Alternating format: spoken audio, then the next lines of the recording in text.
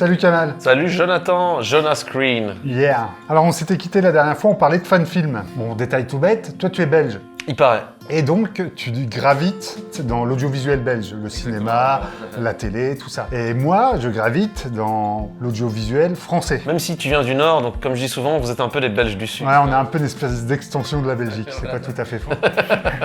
Et donc, je trouvais intéressant de faire une petite vidéo, parler cinéma indépendant en France versus cinéma indépendant en Belgique.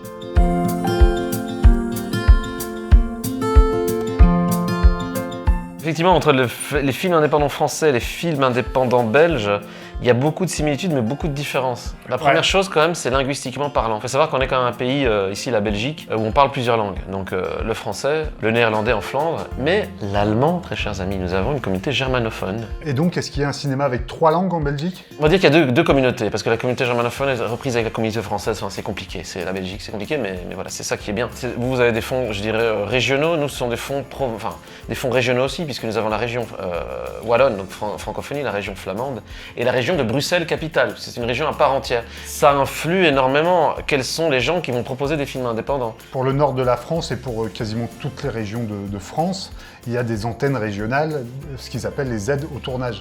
Cette vidéo va être très sérieuse, hein, attention. On n'est pas là pour s'amuser. Donc tu as des pôles où tu peux déposer un dossier pour avoir des financements régionaux. Donc nous, c'est quasiment par région, hein, quasiment. Alors que vous, il y en a 3 donc. Chaque région privilégie, on va dire, un type de cinéma, même si évidemment il n'y a pas de sentier balisé, c'est pas ça que je veux dire. Par exemple, en Flandre, la population flamande a tendance à consommer son propre contenu, ce qui n'est pas forcément le cas de la communauté francophone de Belgique. Par exemple, nous allons consommer du contenu français.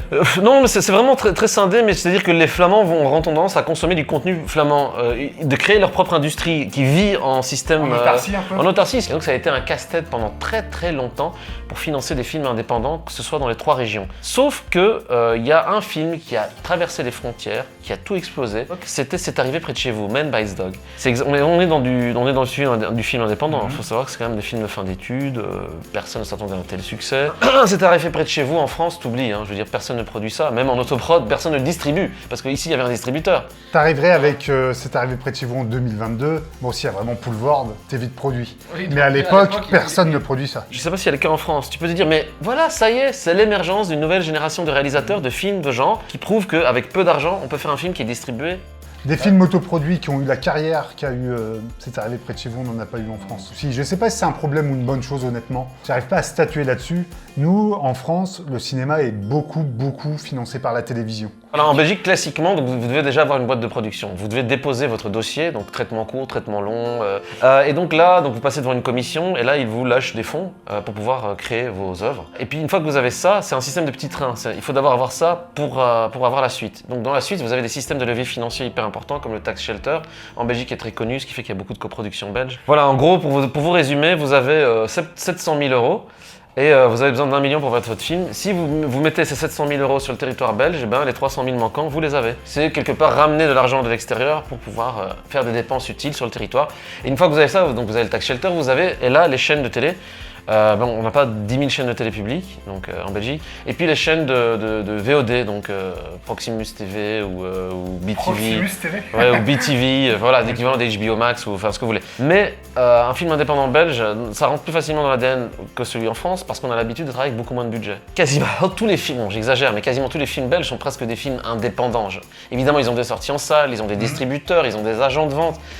Mais dans sa construction très artisanale, de moins en moins artisanale, ça reste, il y a un côté indie. Ça peut paraître tentant, mais en France, quand tu veux contacter un cast important, un lead cast, je sais pas, un Jean Reno, ou il a des agents qui eux-mêmes ont des agents et des intermédiaires, etc. En Belgique, si le scénar plaît plus ou moins, même au gros cast, et que ça lui plaît sur un coup de cœur, il va te le faire.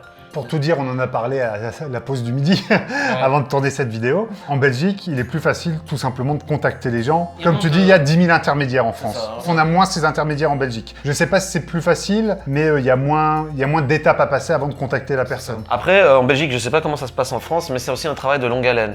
C'est-à-dire que c'est pas parce que vous allez voir une personne une fois avec un projet qu'elle va vous dire non, que si vous revenez 2 ans après, 3 ans après avec un autre projet, elle va vous dire non. On est une petite industrie. Moi, dans les années 80, vous m'auriez dit de citer des films belges de long métrage, ça aurait été très compliqué. Là, je vais parler pour la France. Si tu fais un long métrage, entre guillemets, dans ton coin, même sans producteur, imaginons, ou avec un producteur, allez, allons jusque-là, en France, tu as très peu de chances de le diffuser. Souvent, les distributeurs, les diffuseurs, s'ils sont pas là dès la création du film, dès le scénario, ils seront frileux, à moins que tu aies fait un chef-d'œuvre. En fait, en gros, c'est le système de petits trains. Dès que vous avez la première validation, que ce soit d'une fédé, d'un organisme qui vous aide à développer votre film, là, il y a comme un rouage qui se débloque dans l'ensemble de l'écosystème en disant, ok, l'achat après, la distribution après, étonnamment, se fait beaucoup, mais plus avec des agents, par exemple, de distribution, des agents de vente. C'est peut-être ça aussi, je pense, la difficulté du cinéma de genre français, vu qu'il y a une espèce de lettre de noblesse d'un certain cinéma, d'une certaine littérature française de France, et ben dès que vous essayez de faire du film d'horreur, du film de SF, etc., on a l'impression que vous copiez les méchants américains. Tandis qu'en Belgique, c'est un pays très particulier, la Belgique, parce qu'il y a une multitude de langues. Donc il y a ce truc un peu de finalement, notre pays est un peu un mix de plein de choses, donc c'est pas grave que je mixe plein de choses. Bah nous, on a eu la grande période de ce qu'on a appelé en France la French Frayeur. C'est ça. Alors c'était plus ou moins indépendant. Indépendant parce que c'est des films qui avaient Moins de budget peut-être. pas beaucoup de budget, ça dépassait rarement les 2 millions de budget. Ce qui est déjà énorme pour la Belgique. Mais c'était pas si indépendant que ça parce qu'il y avait Canal+ derrière. C'est ça, oui. Donc bon, est-ce qu'on peut parler de film indépendant quand il y a Canal+ qui est dans la boucle? En France, quand tu fais un film où il n'y a pas forcément beaucoup d'argent, ce qui est souvent le cas du cinéma indépendant, voire autoproduit, hein, est-ce qu'en Belgique c'est plus simple quand même? Est-ce que les projets, les gens sont plus intéressés par le projet que par la situation de production? Alors, à mon avis, c'est comme en France. Ce qui est particulier, c'est que si tu veux, au fur et à mesure des années, quand tu fréquentes le milieu de visuel, tes amis qui au départ étaient des juniors, parce qu'ils ils apprennent à cadrer, ils apprennent à monter, ils pilotent des drones, ils montent. Au fur et à mesure, 10, 15, 20 ans passent, les mecs commencent à être un peu seniors dans leur poste, donc ils commencent à avoir de plus en plus de gros jobs. Et donc forcément, entre deux couloirs, quand t'as 2 semaines à tuer, s'il y a un scénar qui leur plaît, ce sera les premiers à venir t'aider. Mais c'est peut-être juste une question de proportion. Aussi. La Belgique, c'est quand même plus petit que la France, si je dis pas de bêtises. Tout à fait. Vu que vous êtes moins nombreux, dans le cinéma, vous êtes encore moins nombreux du coup. Exact. Et vous connaissez peut-être plus tous. Le cinéma en France, c'est très parisien. En fait, c'est possible grâce aux fonds régionaux, donc en fonction de la région où tu dépenses. Ce qui fait qu'effectivement, à Liège, tu vois du cinéma, à Charleroi, à Bruxelles, en Flandre, Gand, Anvers. Donc non, c'est beaucoup plus décentralisé. C'est que si tu veux, pour résumer, je pense, c'est mon regard extérieur quand je vais en France, c'est qu'il y a moins de frontières entre ce qu'on appelle un film indépendant et un gros film, un film de genre et un film d'horreur, un film social et un film plus, d'horreur avec une connotation sociale. Donc les frontières sont un peu plus diffuses. Imaginons que tu es en France, à Paris, tu vas tomber sur un technicien de cinéma, peu importe, qui ne fait que des films sérieux avec Keshish ou avec des films plus d'auteur, des choses comme ça. Il aura peut-être moins de propension à te dire « Ok, Jonathan, je vais te suivre pour faire un film de genre avec des zombies. » Il n'y aura pas de conversation possible, ce sera oui ou non. C'est ça, oui ou non. Mais c'est des métiers où il faut de l'énergie, vous devez dégager de l'énergie, quoi. C'est pour en récupérer. Donc. Et ne venez pas avec l'argument de masse qui est oui, mais vous serez payé en visibilité. Le problème aussi, c'est qu'on a des gros festivals de cours, des très chouettes d'ailleurs, hein, où il y a moyen. Et alors, j'y suis encore allé cette année, la qualité est incroyable. Je veux dire, même des films de fin d'études sont incroyables. Il y a beaucoup de créatifs en France qui font du film indépendant, je le vois. Mais c'est la visibilité que je trouve très réduite. Très réduite. Mis à part les festivals, j'ai déjà vu même un film autoproduit diffusé sur France Télévisions, mais c'est très rare. Est-ce qu'il existe pour, on va rester sur le court-métrage par exemple, en Belgique, les trucs genre les 48 heures film project. Oui, tout à fait. Alors bon, il existait plein de festivals, dans le cadre de festivals. Projet qui était né à Montréal, le Kino Cabaret. Je pense qu'il doit y en avoir à Nantes ou en France. Oui, il y en a plein en France. Il y a Kino Caen, il y a Kino... Voilà, donc en gros, c'est ça, 24 heures ou 48 heures pour faire un film. Mais en France, on a très peu de gens curieux qui vont aller piocher dans le vivier indépendant ou autoproduit pour les pousser plus haut et pour faire mieux. Les producteurs s'ouvrent à ça, se disent tiens, il y a une niche. Toute cette histoire de cinéma indépendant, cinéma de genre, c'est peut-être un peu fouillis tout ça, mais en même temps tout s'entremêle. Je pense qu'avec le temps, toutes ces frontières disparaîtront peut-être un peu parce que les générations vont changer. J'ai l'impression, je parle pour la France, que les gens qui sont à la tête du CNC ou à la tête, on va dire, des institutions, des télévisions, pensent encore comme on pensait dans les années 80, 90. Ça a vraiment pas changé le système de production en France depuis que je connais le métier, par exemple. J'ai déjà quasiment 40 balais, ça n'a pas bougé d'un pouce. Peut-être que quand des gens qui ont à peu près notre âge arriveront à la tête de ces institutions-là, peut-être ça changera. Les mecs qui sont dans leur siège, ils veulent pas en sortir. Et s'ils en sortent, c'est pour mettre quelqu'un qui va prendre la relève dans la même manière de penser qu'eux. Ouais, c'est ça.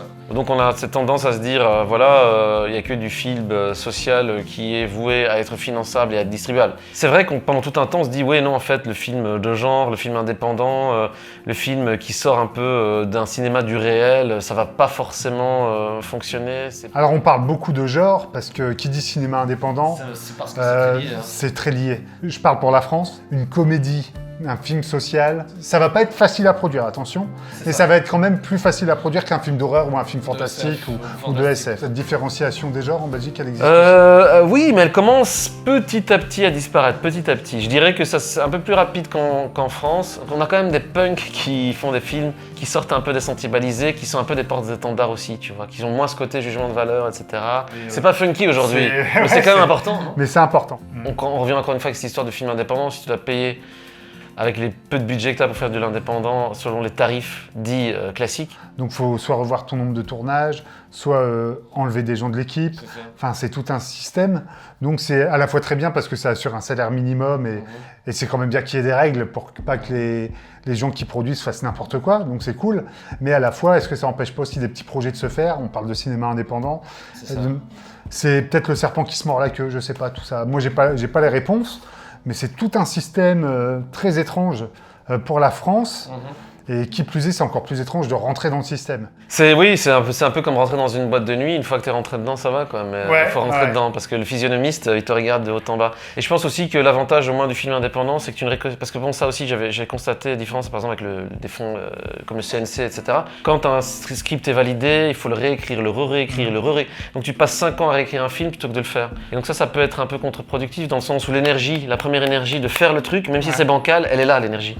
C'est peut-être le plus gros avantage, c'est la liberté d'expression, la liberté de création. Tout film est produit quasiment de la même manière maintenant. C'est tellement étrange, la manière dont ça évolue en fonction des pays, en fonction des commissions, en fonction des machins, que on est obligé d'être un peu vague dans nos explications. Et pour revenir aux bases, je pense vraiment qu'il est plus facile en mode pote, peut-être parce que je suis belge, de monter un film en Belgique qu'en France. Je trouve personnellement qu'en France, ils sont encore très frileux pour prendre des risques sur un projet un peu original où nous on aime bien, tu vois, sur un tournage, on aime bien qu'il y ait le premier assistant, le régisseur, le chef électro, qui a ses électros, En Belgique, je pense qu'un mec, il arrive, il fait ce qu'il a à faire. Quand vous tournez en Belgique, tout est permis. Il n'y a pas d'hiérarchie. Vous tournez un peu en sauvage, quoi. Il n'y a pas d'hiérarchie, on respecte le preneur de son, peut donner son avis, comme le caméraman donne son avis. Tout le monde est logé dans le même hôtel pourri, c'est des budgets minables, on est tous logés à la même enseigne. Mais l'avantage, c'est que c'est de l'artisanat. Donc vous avez une vraie liberté. En France, c'est pas possible. En France, je vous donne un exemple. S'il y a un problème avec un connard qui a laissé une bagnole dans le cadre, tout le monde va commencer à hurler. Donc la première assistance m'a gueulé. Putain, le réalisateur gueule d'abord. Le réalisateur va dire, putain, il y a une bagnole dans le cadre. Ça arrive au premier assistant. Qui gueule sur le premier assistant. Bouge cette putain de bagnole! Premier assistant qui dit, Toki. Qui a mis la putain de bagnole dans le cadre? Deuxième assistant. Qui a mis la putain de bagnole dans le cadre? Ça y est, c'est moi. Et on arrive à la fin au pauvre régisseur, au mec qui fait ventouse. Bouge cette putain de bagnole! Alors que chez nous, au lieu de chercher qui est le responsable, on la bouge. Si ça rentre pas dans les cases, c'est très difficile de faire vivre ton film. Ouais, c'est peut-être pas la fabrication des films qui est très différente, mais c'est la manière de les faire. Exactement, oui, ça c'est vrai qu'il y a de ça. C'est pas parce que c'est difficile que c'est impossible. Bon, c'était une vidéo très sérieuse, très informative. C'est une discussion très sympa, intéressante, voilà, une discussion très sympa. Merci beaucoup, Kamal. Merci à toi. Comme je disais, c'est ma vision des choses. C'est pas parce que je suis belge qu'il y a une vision unique de ça. Pareil pour la France, c'est ma vision à moi. Elle est peut-être un peu erronée par mon vécu. Alors, merci d'avoir regardé cette vidéo. Si elle vous a plu, n'hésitez pas à vous abonner, à mettre la cloche et le pouce bleu. Ça fait toujours plaisir et c'est le meilleur moyen d'aider la chaîne. Et moi, je vous dis à bientôt pour de nouvelles vidéos. D'ici là, allez bien vous faire en filmer. Allez, ciao.